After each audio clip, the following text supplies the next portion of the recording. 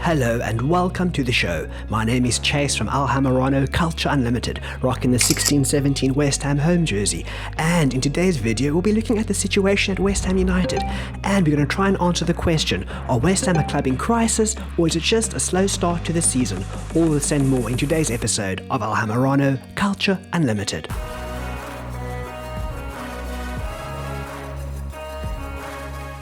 Friends, the table never lies, and as it stands, West Ham have played 3 and lost 3. They have conceded 5 goals and scored absolutely none.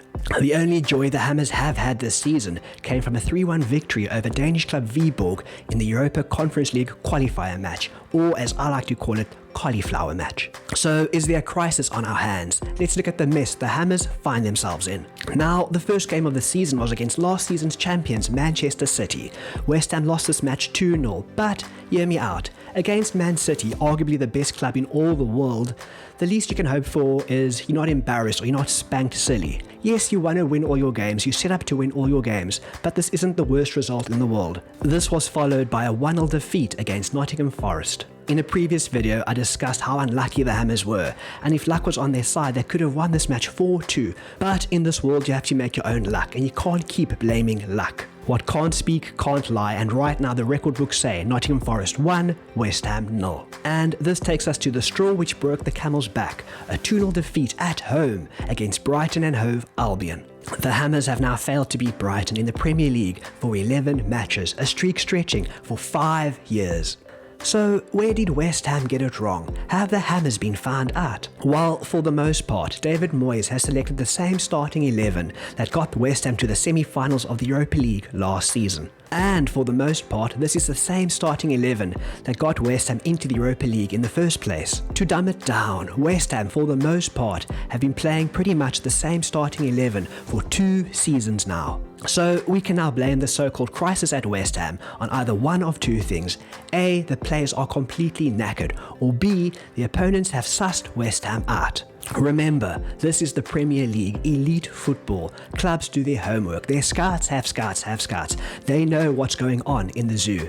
And West Ham, I'm afraid, have been found out. So how do we fix it? Do we sack the manager? Do we shake David Moyes' hand, thank him and wish him well on his future endeavours? No, we don't sack the manager, we keep Moyes. Football fans have a notorious short memory. Moyes has done an incredible job at West Ham. He has turned things around and he at least earned himself some goodwill and a little bit of extra time. I firmly believe West Ham should continue to back Moyes. However, the starting 11 needs to change. Mikel Antonio should not be starting. He isn't half the player he used to be. I think he'll be best utilised as an impact substitute. Bring him on when the opposition is completely knackered. Also, there's clearly something wrong in the centre of midfield.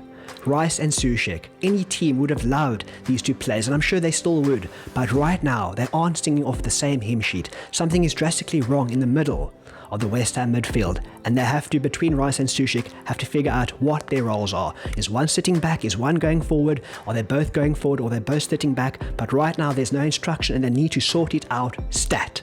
Jarrod Bowen looks very flat. What happened to the Jarrod Bowen who scored the most goals for West Ham last season? What happened to that Jarrod Bowen who earned himself an England call-up? And speaking of not singing off the same hymn sheet, our defence, our central defence, needs to sort it out.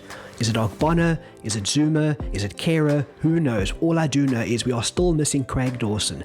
And the new signings, yes, some are injured. If we look at Aguiar, he's still injured. But our central defence, they need to be communicating. They need to be singing off the same hymn sheet. Otherwise, they'll be giving away more penalties. Players will go walking about, switching off focus and causing silly mistakes. Now we identified the problem areas, or at least some of the problem areas. Yes, we don't know what goes on behind closed doors, but from what we see from our vantage point, we've identified some issues. So how do we solve it?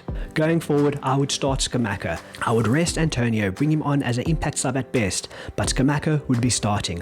On the left-hand side, it's currently Benrahma. I would put Benrahma just behind Scamacca, and on that left-hand side, I would put Cornet. And on the right, hopefully Jarrod Bowen will find his feet, because he is very good, and we need to keep playing him, and he has to rediscover that form that got him into the England lineup. As I conclude this video, a few seasons back, West Ham fans would not have thought anything about losing our first 3 matches of the season. It was pretty much expected. It was the West Ham way. But now, dear friends, dear viewer, West Ham fans expect more. We have seen our club play at a high level and we want to see that level return. West Ham have had 2 consecutive top 7 finishes. We've seen our club reach the semi-final of the Europa League. We have come accustomed to scoring goals. We have become accustomed to, if we do go behind, we show fight and we win the match, or we show fight and display a well-earned draw. There's no crisis at West Ham, and it's not rocket science. West Ham fans want that West Ham back.